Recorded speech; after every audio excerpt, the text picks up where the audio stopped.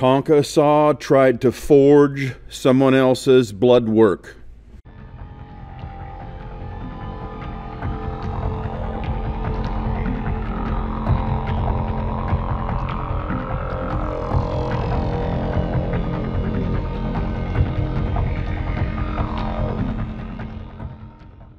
Okay, when it came out about all the bullshit that Tonka Saw was trying to pull in the days leading up to the fight, with the name change and all that bullshit, only one scenario seemed to make any sense.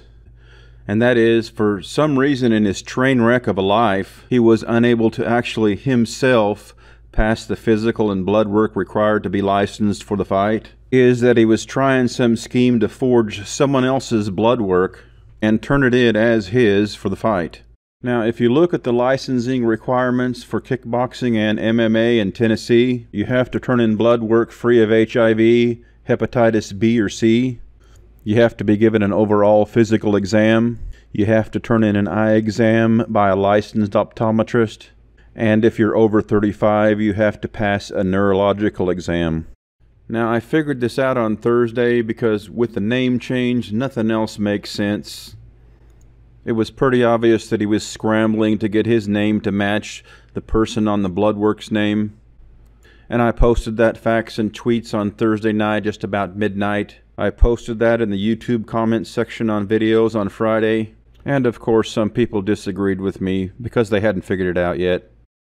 Well, Valor Fighting made its official statement on the matter today on Facebook, confirming that Tonka Saw tried to turn in someone else's blood work and forge his blood work so he could get licensed. Okay, let's read from that official statement. However, when Mr. Tonka Saw sent in his required blood work, it came with a different name and different photo ID than the one he signed his contract under. So apparently he was stupid enough to just blatantly send in someone else's blood work and think they're not going to notice, but they did notice. It reads further, we informed him that, unfortunately, the two names must match up, otherwise we could be responsible to any number of potential liabilities. Now, apparently, after they called him out for the different name on the blood work, he desperately scrambled around and tried to forge a legal name change, a name change date that matched the date of the physical exam, and tried to convince him that that was him after the name change taking the blood test. I'll read further. A number of days passed and Mr. Tonka Saw again returned the original contract with a new name that was sent in with the blood work and ID, along with the change of name form that was dated from the time of him sending his blood work to us.